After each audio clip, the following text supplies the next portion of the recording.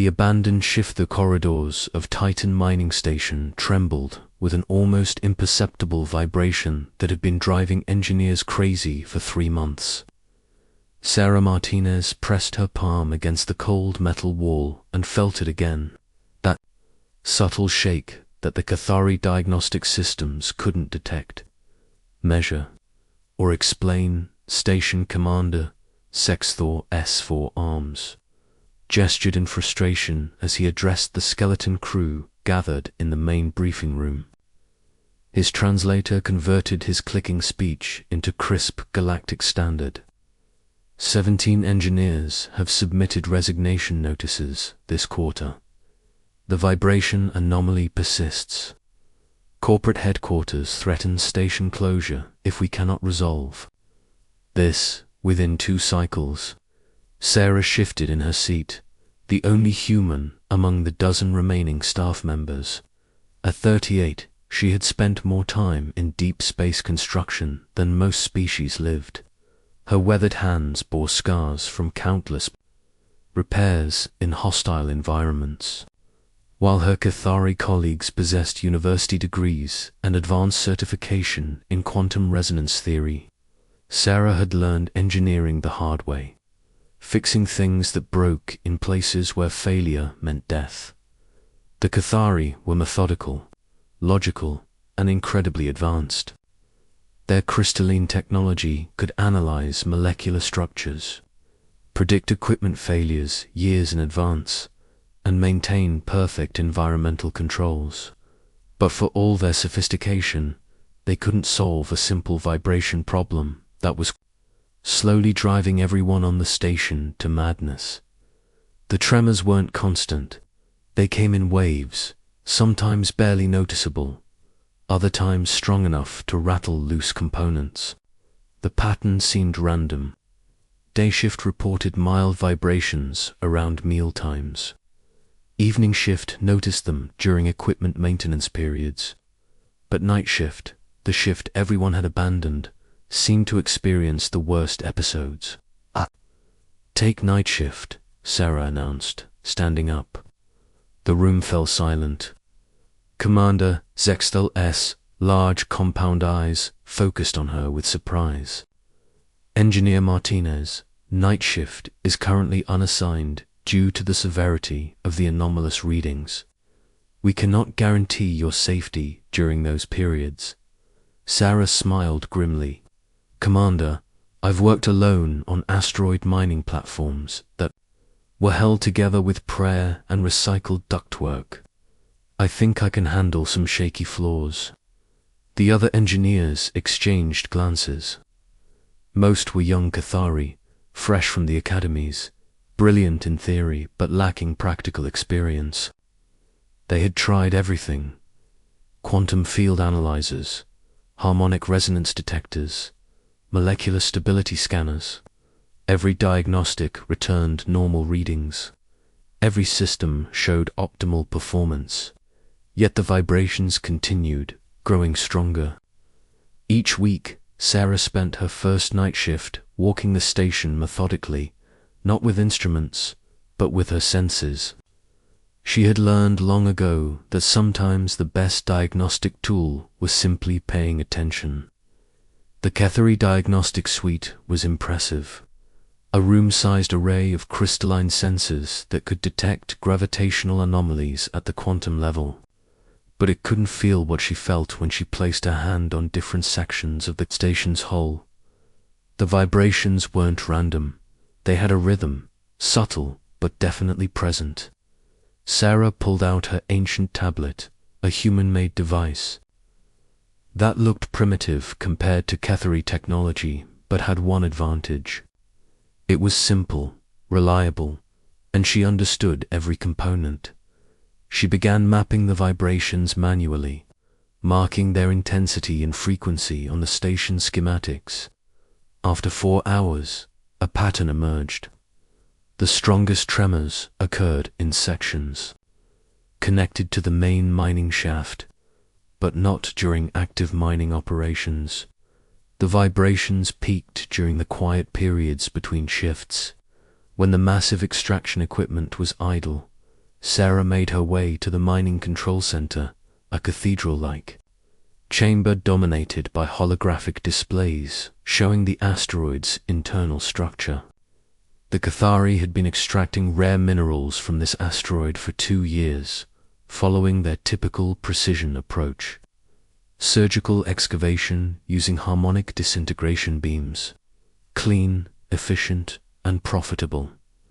But as Sarah studied the mining logs, she noticed something the Cathari engineers had missed.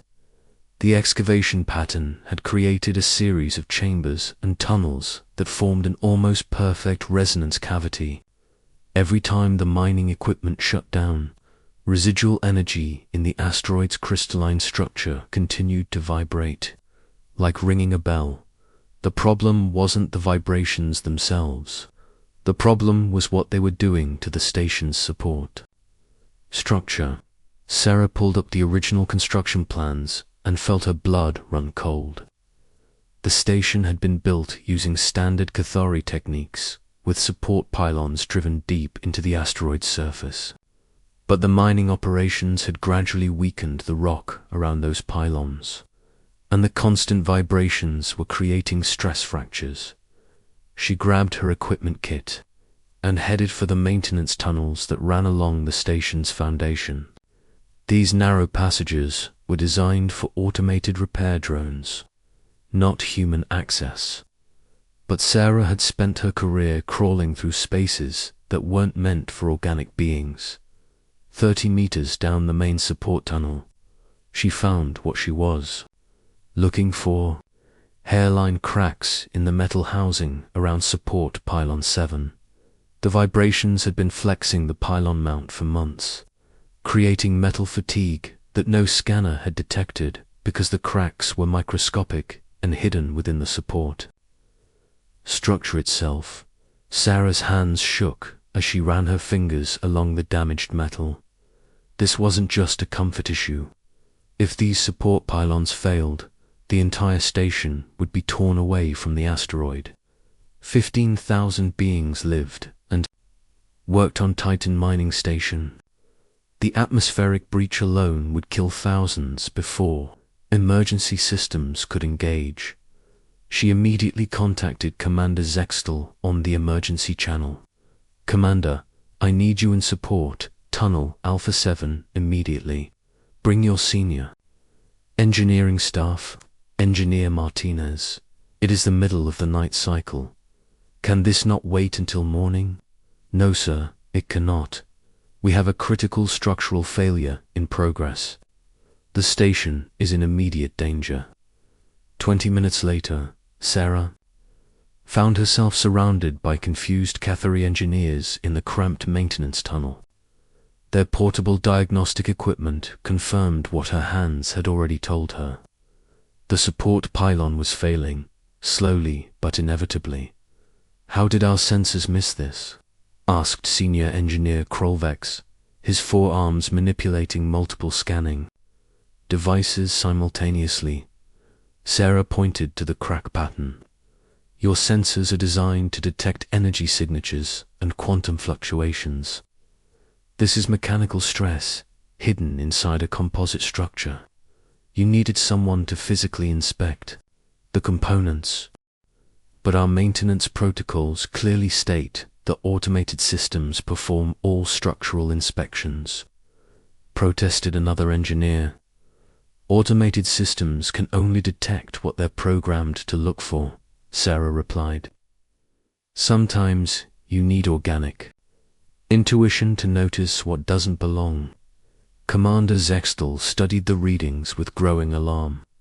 "How long do we have before failure?" Sarah examined the crack progression and did quick calculations on her tablet. "Based on the current rate of expansion and the vibration frequency, I estimate 72 hours before catastrophic failure. Maybe less if we continue mining operations." The implications were staggering. Evacuating 15,000 beings would take weeks. Stopping mining operations would cost millions of credits per day. But continuing operations risked total station loss, and massive casualties. What do you recommend, Engineer Martinez? Commander Zextal asked quietly. Sarah looked at the damaged pylon, then at the assembled Kethari engineers. These were brilliant minds, experts in advanced technology and theoretical physics. But sometimes brilliance needed to be combined with practicality. Give me 48 hours and a small team. I think I can fix this without evacuating the station or stopping mining operations. The engineers exchanged skeptical glances. Their quantum resonance theory suggested the problem was impossible to solve without major structural modifications. Their computer models showed no viable repair options that wouldn't require complete station reconstruction. But Sarah Martinez had spent 2 decades fixing impossible problems in impossible places. She had kept asteroid mining platforms operational, with spare parts and creative engineering. She had jury-rigged life support systems that sustained crews for months beyond their designed limits. She had learned that sometimes the best solutions came not from advanced technology, but from stubborn human determination and a willingness to try approaches that looked impossible on paper. As the Kethari engineers filed out of the maintenance tunnel, debating the theoretical implications of her proposal, Sarah remained behind, studying the damaged pylon with her flashlight. She could feel the vibrations through the metal, could sense the rhythm of the failing structure. The night shift stretched ahead of her, and she had work to do. The critical discovery. Sarah spent the next 18 hours in the maintenance tunnels, mapping every support pylon on the station. What she found was worse than she had initially thought. 6 of the 12 primary support structures showed signs of stress fractures. The resonance vibrations had been systematically weakening the station's foundation for months. But she also discovered something the Kethari computer models had missed. The vibrations weren't uniform throughout the station. They followed specific pathways through the structure, like sound waves through a musical instrument. If she could disrupt those pathways, she might be able to dampen the resonance without major reconstruction. The solution came to her while reviewing the station's original construction logs. The Kethari had built Titan mining station using their standard modular approach, with each section designed to resonate at specific frequencies for optimal structural integrity. But those same resonance frequencies were now being amplified by the mining operations, creating a cascade effect that was tearing the station apart. Sarah's plan was elegantly simple. Instead of trying to eliminate the vibrations, she would create counter-vibrations that would cancel out the destructive frequencies. It was basic wave theory, the kind of physics she had learned in her first engineering courses decades ago. The Kethari had sophisticated harmonic dampening technology, but it was designed for precision applications, not crude structural modifications. Sarah needed something more robust, more adaptably. She needed human engineering. She requisitioned materials from the station's maintenance supplies, structural tubing, electromagnetic resonators, and basic oscillation generators. The Kethari quartermasters were puzzled by her requests. These were primitive components, by their standards, barely more advanced than the tools used by pre-spaceflight civilizations. Sarah worked alone in the maintenance tunnels, installing her improvised dampening system along the primary structural pathways. Each resonator was calibrated by hand, adjusted using acoustic feedback and mechanical intuition rather than computer calculations. It was crude work, the kind of jury-rigged solution that would horrify Kethari engineers. Commander Zextal visited her work site after 24 hours, accompanied by senior engineer. They watched in fascination as Sarah welded another resonator assembly to the station's framework. Engineer Martinez, Our computer models suggest your approach has only a 37% probability of success, Commander Zexthor said diplomatically. Sarah looked up from her welding torch, her face streaked with sweat and metal dust. Commander, I've been fixing things for 20 years without computer models. Sometimes 37% is better odds than you get. She activated the first phase of her dampening system and immediately felt the difference. The constant low-frequency vibration that had been present in the tunnels for months suddenly diminished. Not eliminated, but significantly reduced. Remarkable, Senior Engineer Krolvek said, checking his instruments. The harmonic resonance in this section has decreased by 43%. Sarah smiled grimly and continued working. She had 36 more resonators to install before the critical failure point arrived. The work was exhausting, requiring her to crawl through cramped spaces and manipulate heavy equipment in awkward positions. But with each installation, the station's structural integrity improved measurably. As the deadline approached, Sarah found herself racing against time. The stress fractures in Support Pylon 7 were expanding faster than her calculations had predicted. The mining operations were scheduled to resume in 6 hours, and the additional vibrations would almost certainly trigger catastrophic failure. She activated the final resonator assembly at 0347 station time, exactly 14 minutes before the mining shift was due to begin. The effect was immediate and dramatic. The persistent vibrations that had plagued the station for months suddenly stopped.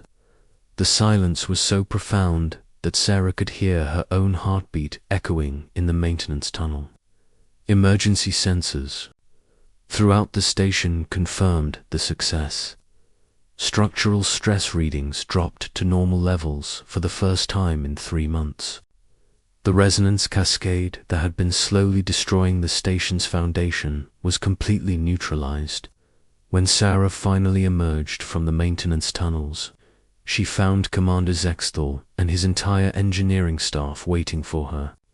Their expressions showed a mixture of amazement and professional curiosity that transcended species barriers. Engineer Martinez, Commander Zexthor said formally, "Your solution has saved this station and the lives of everyone aboard. We are curious to understand how you succeeded where our most advanced diagnostic systems failed." Sarah stripped off her work gloves and wiped the sweat from her forehead. "You have incredible technology, Commander. Your sensors can detect quantum fluctuations and predict equipment failures with amazing accuracy. But sometimes the best diagnostic tool is just getting your hands dirty and paying attention to what feels wrong." Senior Engineer Krolvex examined one of Sarah's resonator assemblies with obvious fascination. "Your dampening system operates on principles we considered too primitive for serious engineering applications. Yet it has achieved results our most sophisticated harmonic controllers could not match." "Sometimes primitive works better than sophisticated," Sarah replied. "My system can adapt to changing conditions because it's based on mechanical feedback rather than programmed parameters. It doesn't need to understand the physics to respond to them." Over the following days, word of Sarah's success spread throughout the Cathari corporate network. Her improvised dampening system became the subject of engineering studies and theoretical papers. But more importantly, it led to changes in how the Cathari approached problem-solving. Commander Zexthal implemented new protocols requiring physical inspections to complement automated diagnostics. Human engineering consultants were brought in to work alongside Cathari specialists on complex projects. The combination of advanced alien technology and practical human experience proved incredibly effective.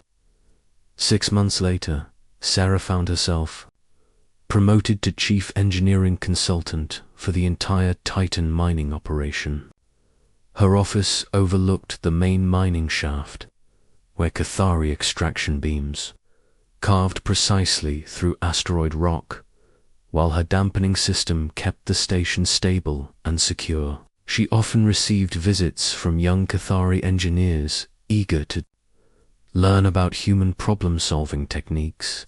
Sarah would take them down to the maintenance tunnels, show them how to feel vibrations through the metal, how to listen for sounds that didn't belong, how to trust their instincts when instruments gave contradictory readings. The galaxy was vast and full of incredible technologies. Civilizations had developed faster than light travel, matter conversion, and artificial intelligence that could predict the future with mathematical precision. But in a universe of impossibly advanced science, humanity's greatest contribution remained surprisingly simple: the stubborn refusal to accept that a problem was unsolvable until someone had actually gotten their hands dirty trying to fix it. As Sarah watched the night shift begin their work in the tunnels below, she smiled. The station hummed with perfect stability, its structure no longer fighting against itself, but working in harmony. Sometimes the best solutions weren't the most advanced ones. Sometimes they were just the most human ones. Asterisk.